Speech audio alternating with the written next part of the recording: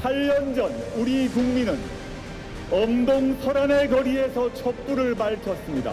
제발 나라다운 나라에서 살게 해달라, 이런 요구를 했습니다. 그런데 8년이 지난 뒤 이 더운 날씨에 이 거리에 우리는 다시 모였습니다. 이번에도 요구는 같습니다. 제발 나라다운 나라에서 살게 해달라. 대한민국에서 국민 노릇하기가 왜 이렇게 힘든 것입니까? 네, 오대영 라이브의 간판 코너 단도직입을 시작하겠습니다. 예고해드린 대로 조국혁신당의 조국 대표가 나와 있습니다. 반갑습니다. 네, 불러줘서 고맙습니다. 네, 방송 첫날 첫 코너의 첫 손님입니다. 네. 고맙습니다. 감사합니다. 네, 조금 전 화면으로 보셨는데 지난 토요일 집회 모습입니다. 8년 전 촛불 집회를 그 자리에서 언급을 하셨습니다. 예. 8년 전과 지난 주말에 광장의 민심은 비슷했습니까? 저는 두 가지 점에서 아주 유사하다고 느꼈습니다. 첫째는 광장에 모이신 시민들의 열기, 그리고 시민들이 하시는 말씀에 느껴지는 그 분노, 그런 것이 비슷하다고 느꼈고요. 예. 두 번째는 그 8년 전과 비슷한 구조적으로 보게 되면 여당 빼고 다른 야 6당, 야 7당이 다 모여서 한 목소리를 냈다는 점에서 그 지난 8년과 비슷했다라고 판단하고 있습니다. 예. 자, 말씀하신 대로 야권에서 지난 주말을 기점으로 탄핵이라는 용어가 조금 더 많이 나오는 듯한 모습을 보이고 있습니다. 예. 조국 대표는 대통령의 거부권 행사가 탄핵소추 사유가 될 수 있다, 이렇게 주장을 했는데 네. 구체적으로 헌법에 혹은 법률에 무엇을 위배했다고 봐야 됩니까? 아시겠습니다만 우리나라 법 제도상 보게 되면 대통령의 무능, 무책임, 무도함, 이것으로는 탄핵이 안 됩니다. 예. 불법이 있어야 되는 거죠. 그럼 윤석열 대통령에게 어떤 불법이 있는지를 확인을 해야 되는데 우리 헌법재판상 그 불법은 형법상 불법을 의미한 건 아닙니다. 또 넓은 개념으로 좀 어려운 말로 행상 책임이라고 그러죠. 예. 제가 그래서 한 4가지 정도를 지금 현재 확인할 수 있을 것 같은데 우리나라 헌법재판소 판례의 문구 하나를 제가 읽어보겠습니다. 자신과 친분 있는 세력의 특수한 이익으로부터 독립하여 공정하고 균형 있게 업무를 수행해야 하는데, 이게 헌법재판소의 문구입니다. 예. 자신과 친분 있는 세력, 자기 자신이나 부인이나 측근이겠죠. 이러한 그런 업무를 수행하고 있는가? 이게 위배되게 되면 탄핵 사유가 된다는 것이 헌법재판소의 입장이고요. 네, 공직자와 관련된 사건이었습니다. 물론이죠. 그리고 이제 이해충돌 방지 의무 위반이라는 게 따로 공직자의 이해충돌 방지법 위반 사항이 하나 있고, 세 번째는 우리나라 부패 방지 및 국민권익위원회 법을 보게 되면 법률을 위반하여 자기의 이익을 도모하는 행위를 금지하고 있습니다. 예. 그다음에 마지막 네 번째는 형법상 직권남용이죠. 지금 문제가 되고 있는 자기 또는 측근에 대한 수사를 방해했다거나 이런 경우는 형법상 범죄도 됩니다. 근데 말씀드렸습니다마는 우리나라 법상 탄핵이 되려면 형법상 범죄만 있을 필요는 없습니다. 그 외 넓은 의미에서 대통령이 헌법과 법률을 위반하는 그런 행태를 보인다면 탄핵 사유가 되는데, 지금 물론 현재 공수처가 수사를 진행하고 있고 그런데 이제 특검법은 거부권을 행사했지 않습니까? 예. 만약에 22대 국회에서 새롭게 특검법이 제정되어서 지금 특히 최상병 특검 관련해서 그 공수처 그리고 이어서 특검이 발동되어서 증거가 더 수집된다면 지금 현재로는 탄핵 사유와 관련해서 좀 부족한 점이 있습니다. 그런데 증거가 지금 차곡차곡 쌓이고 있다고 보이고 어느 시점에는 그 헌법이 요구하고 있는 대통령 탄핵 사유의 요건을 충족할 날이 온다고 예상하고 있습니다. 자, 그러면요. 오늘 당선자 총회에서 이런 목소리가 나왔습니다. 본회의의 부결은 탄핵 요건의 완성이다. 그렇다면 내일 본회의가 열린다면요. 그리고 부결된다면 22대 국회에서 그런 증거들이 좀 보강이 된다면 탄핵 소추안을 발의하실 계획이십니까? 전제 조건은 아직까지 제가 말씀드렸지만 증거가 완벽히 갖춰진 것은 아닙니다. 예. 그런데 공수처 수사 그리고 특검의 수사를 통해서 탄핵 소추를 위한 증거가 확인되어 나가면 탄핵 소추를 하는 것은 국회의 의무죠. 근데 지금은 조금 부족하다. 그렇지만 임계점을 향해서 가고 있다고 봅니다. 예. 토요일 집회에서 이재명 대표와 대화하는 모습을 페이스북에 올리셨습니다. 네네. 무슨 대화를 나눴을까요? 라고 물음표를 다셨는데 네네. 무슨 대화를 나누셨습니까? 뭐 심각한 대화를 공개석상에서 나올 수는 없고요. 모든 카메라가 다 있는 상태에서 워낙 날씨가 뜨거워서 날씨가 뜨겁다 이런 얘기를 했고 또 마침 이재명 대표께서 현장에 오셔가지고 거기에서 이제 현장에 참여했던 해병대 예비역 연대 회원으로부터 빨간 티셔츠를 선물을 받으셨어요. 예. 그걸 입으셔서 그 이재명 대표께서 이 빨간 티셔츠 선물 받았다 그러셔서 제가 잘 어울립니다. 뭐 네. 이런 얘기 말씀드렸습니다. 네, 날씨가 뜨겁다는 또 다른 그 의미로 민심이 뜨겁다라는 그런 의도도 있었습니까? 물론이고요. 그에 해당되는 대화도 나누었습니다. 상세한 얘기는 뭐 드릴 수는 없겠죠. 예. 자, 그런데 공수처가 지금 이 사건을 수사하고 있습니다. 예. 공수처 도입은 제가 알기로 문재인 정부의 공약이었고요. 그리고 조국 대표도 평소에 소신이라고 오랜 기간 밝혀왔습니다. 그랬습니다. 저서에도 공수처 도입을 주장을 했었고요. 그렇다면 기왕에 공수처가 수사를 하고 있다면 공수처의 수사를 좀 더 기다려봐야 되지 않느냐. 일각에서 이런 반론을 제기하고 있거든요. 국민의힘에서 그런 얘기를 하더라고요. 윤석열 대통령과 또 국민의힘은 오랫동안 공수처를 반대했지 않습니까? 예. 공수처 자체를 비난하기도 했습니다. 근데 실제 공수처가 만들어질 당시를 보게 되면 당시 바른미래당 등의 반대가 있어서 규모를 적게 이렇게 만들어둔 상태입니다. 근데 그럼에도 불구하고 지금 공수처가 수사를 진행하고 있는데 왜 특별검사 제도를 원하느냐? 딱 하나죠.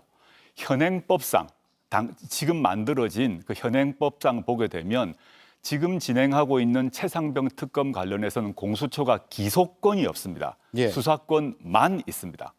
현행 공수처법에 따르게 되면 판사, 검사, 고위경찰에 대해서는 기소권을 갖지만 그렇지 않은 경우에는 수사권만 있기 때문에 공수처가 아무리 수사를 잘 해도 검찰로 기소 여부는- 넘어간다는 그렇죠. 거죠. 검찰로 넘어가고 현재의 검찰은 어떤 검찰이냐.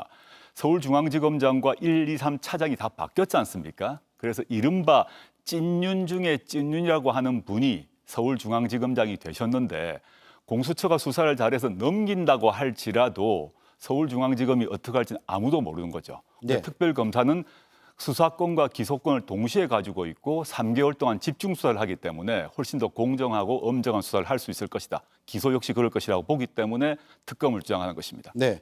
지난 총선에서 3년은 너무 길다 이런 구호를 외치셨고 꽤 많은 분들에게 호소력 있게 다가갔던 것 같습니다. 윤석열 대통령이 남은 임기를 못 채울 확률 몇 %라고 보십니까? 퍼센트로 말한다는 건 좀 무리라고 생각하고요. 3년 너무 길다라고 저희가 외쳤고 많은 시민들이 3년이 뭐냐, 석 달도 너무 길다라는 분도 계셨습니다. 저희가 지금 몇 %란 말을 하기보다는 지금 현재 윤석열 대통령에 대한 국민들의 분노가 점점점 쌓이고 있음을 재삼 확인하고 있고 저희는 한편으로는 탄핵의 증거가 쌓이는 것을 차례차례 기다리고 주시하고 있고 또한 동시에 지금 많은 분들이 개헌 얘기를 하고 있기 때문에 개헌이란 방식도 또한 또 고려하고 있다. 그래서 탄핵과 개헌 투 트랙으로 갈 것입니다. 네. 그 시점에 국민들의 판단, 또 수사기관들의 노력, 언론의 보도 등을 통해서 어느 쪽이 먼저 될지는 아직 모릅니다. 그렇지만 매 순간 최선을 다해서 투 트랙을 실제 성취시키는데 모든 노력을 다할 생각입니다. 네, 대통령 4년 중임제에 대한 이야기도 벌써부터 이제 나오고 있습니다. 먼저 개헌을 화두로 제시하셨으니까요. 예, 예. 4년 중임제가 되면 오히려 윤석열 대통령의 재임 기간을 늘려주는 거 아니냐 이런 해석을 하는 분들도 있더라고요. 그 완전히 오해고요. 그 이제 아까 말씀드렸지만 투 트랙이라 했지 않습니까? 개헌은 여야가 모두 합의를 해서 이루어져야 됩니다. 언제 어떻게 합의가 될지는 알 수가 없습니다. 근데 개헌 논의가 이제 여야가 모두 특히 이제 국민의힘 성향이라고 하는 또 보수적 성향이라고 하는 분들도 개헌을 요구하고 있고 예. 또 보수 정당 중에 하나인 개혁신당도 임기 단축 개헌을 얘기하고 있지 않습니까? 그러면 개헌 특위를 통해서 논의를 해야 되고요. 그렇지만 아까 말씀드렸듯이 탄핵 소추의 문제는 개헌과 관계없이 진행되는 것입니다. 그건 공수처, 특검, 그리고 언론 등의 노력을 통해서 또 물론 정당인 저희도 노력을 통해서 대통령의 불법을 확인해 나간다면 개헌 특위의 합의 이전에라도 그런 문제가 분명해지면 탄핵 소추로 가야죠. 네, 내용을 좀 바꿔보겠습니다. 한일 정상회담이 있었습니다. 총평부터 듣고 싶은데요. 그동안 독도 가셔서도 말씀을 하셨고요. 친일을 넘어서 종일, 숭일까지도 현 정부에서 하고 있다고 예. 주장을 하셨습니다. 예, 예. 그 생각에 변함 없으십니까? 전혀 변화가 없고요. 한일 그 영수회담을 제가 보았습니다. 저는 이런 생각이 들었습니다. 윤석열 대통령이 또 기시다 총리 선거운동을 하는구나 이런 생각이 들었습니다. 예.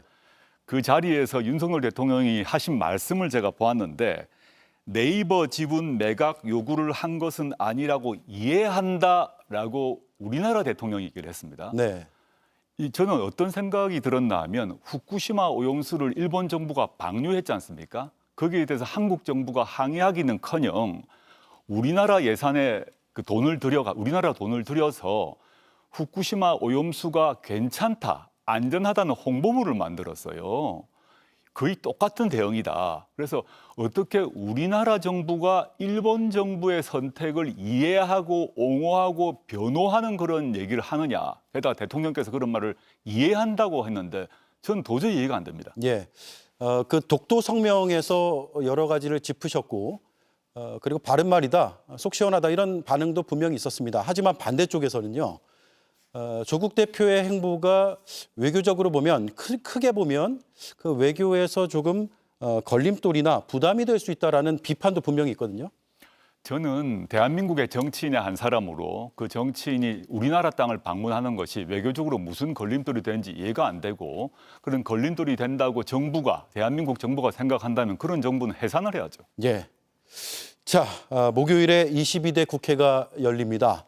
제1호 법안 한동훈 특검법이 어떻게 될 것이냐 관심이 많으실 텐데 한번 소개를 해주시죠. 몇 가지 혐의가 들어가고 언제 발의를 하게 되는 겁니까? 지금 발의는 5월 30일 날 당일에 첫날이요? 첫날에 박은정 당선자가 접수를 할 것이고요. 법안은 사실 다 준비가 다 되어 있고 최종 검토까지 끝난 상태입니다. 법안은 내용은 이제 한동훈 전 장관이 검사 그리고 장관 재직 시에 있었던 각종 비리 의혹 그리고 한 장관의 그 자녀의 논문 대필 또는 2만 시간 봉사 활동 의혹 등에 대해서 이제 진상 규명을 하는 것이고요. 예. 그 주요한 그 혐의는 한 5가지인데 아까 그 한동훈 따님의 논문 대필 에세이 표절을 말씀드렸으니까 좀 공적인 얘기를 2가지 말씀드리자면 고발 사주 의혹 사건 있지 않았습니까? 그때 문제의 고발장이 접수되기 하루 전에 한동훈 당시 검사장이 자신의 부하인 손준성 검사에게 60개의 파일을 보냅니다. 예. 이것이 무엇인지를 밝혀지지 못했습니다. 2번째, 윤석열 전 총장의 징계 소송 관련해서 당시 이제 정부 즉 법무부가 이겼는데 법무부 장관이 한동훈 씨가 법무부 장관이 되고 난 뒤에 그 승소한 대리인에게 상을 주기는커녕 그 승소한 대리인 변호사를 바꿔치기 합니다. 그래서 법무부가 지죠. 예. 이것에 대해서도 검토가 필요하다고 봅니다. 물론 또 2가지가 더 있습니다만 그건 나중에 시간 관계상 추후에 말씀드리겠습니다. 네. 여러 차례 질문이 나오긴 했습니다만 다시 여쭤볼 수밖에 없을 것 같습니다. 대법원 판결을 앞두고 계시고요. 또 황운하 원내대표 역시도 법원에서 재판을 받고 있습니다. 혹시라도 당의 구심점이 사라지는 거 아니냐 이런 우려를 제기하는 분들이 있거든요. 저는 대법원 판결에서 최악의 일이 발생할 수 있다고 생각합니다. 그렇지만 조국혁신당의 소속 12명의 국회의원 12석은 여전히 유지되는 것이죠. 그리고 16, 7만의 당원들은 여전히 존재하는 것이기 때문에 예. 구심력이 흩어진다고 말씀하셨습니다만 저는 그렇지 않고 구심력은 유지되면서 새로운 도전 상황에서 당이 전체의 노력을 통해서 극복을 충분히 할 수 있다라고 생각하고 있습니다. 네. 지난주 고 노무현 전 대통령 추도식에서 문재인 전 대통령을 만났습니다. 문재인 전 대통령이 지금 현안 중에서 제일 걱정하고 있는 건 어떤 부분이었습니까? 2가지를 제일 걱정하시더라고요. 첫째는 경제 위기. 예. 지금 민생 상태가 너무 좋지 않다. 그다음에 우리나라 기업이나 기업 실적, 무역 수지 등이 너무 안 좋다라는 걱정을 하셨고 2번째는 안보 위기에 대한 걱정이 많으셨습니다. 이게 외교가 지금 정말 고립을 자초하고 있는 미국, 일본 일변도의 외교가 이루어진다. 그리고 북한 문제도 전혀 관리되지 못한 상태라는 점을 걱정을 하셔서 즉 경제와 안보 2가지에 대한 걱정이 제일 많으셨고 그에 대해서 민주당과 조국혁신당이 좀 경각심을 가지고 문제 해결을 하기 위해서 힘을 합쳐라. 지금 윤석열 정부는 이 위기를 극복할 능력도 의지도 없는 것 같아. 이런 좀 많은 개탄을 하셨습니다. 네. 마지막 질문으로 좀 막연할 수도 있고 네. 철학적인 이야기가 될 수도 있을 것 같습니다. 그동안 저서를 다시 한번 꺼내 읽어봤습니다. 성찰하는 진보, 또 진보 집권 플랜, 조국 대한민국의 고한다 등이 있었는데 진보의 미래에 대해서 고민을 많이 하신 건 사실인 것 같습니다. 현실 정치에 들어와서 진보의 역할을 그러면 앞으로 어떻게 해야 된다. 지금은 이제 보수 진영과의 갈등 국면이 강조가 되고 있는데 좀 더 발전적인 방향에서 진보의 역할은 뭘까요? 1차적으로는 어떤 민주주의 체제 하에서는 일체 독재에 반대해야 된다고 생각합니다. 군사 독재건 검찰 독재건. 두 번째는 그 독재를 넘어서 정치적 민주주의가 확보되고 난 뒤에 문제가 있는데 이제 우리나라가 현재 1987년 헌법 체제 하에 살고 있지 않습니까? 그 자유권이 보장된 세상이죠.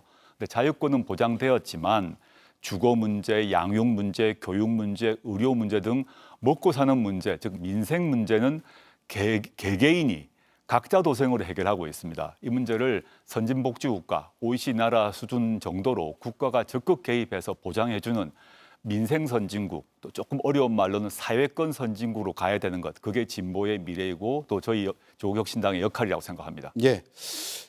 마지막 질문을 드리려고 했는데 하나 더 드려야겠습니다. 예. 오늘 가슴 아픈 소식이 전해졌습니다. 육군 훈련병이 군기 훈련을 받다가 사망하는 사건이 벌어졌는데 이런 말씀을 하셨습니다. 안타까움을 표하시면서요. 정말 군기를 따지고 얼차려를 해야 하는 곳은 어디일까라고 되물었는데 어디입니까? 저는 대통령실, 특히 안보실, 국방부겠죠. 지금 수많은 젊은이들이 군대에 가고 그 젊은이들을 군대로 보낸 부모님들이 얼마나 걱정이 많겠습니까? 이런 일이 계속 벌어지고 있다는 데서 안보실과 국방부는 심각하게 반성하고 얼차려 받아야 된다고 생각합니다. 예, 알겠습니다. 내일 국회 본회의가 있습니다. 최상병 특검법안이 재의결되면 어떤 결과를 가져올지 좀 지켜봐야겠고요. 오늘 말씀 감사합니다. 저희가 첫날 첫 방송에 첫 코너 첫 손님입니다. 의미가 꽤 있었습니다. 고맙습니다. 감사합니다. 네, 지금까지 조국혁신당의 조국 대표였습니다.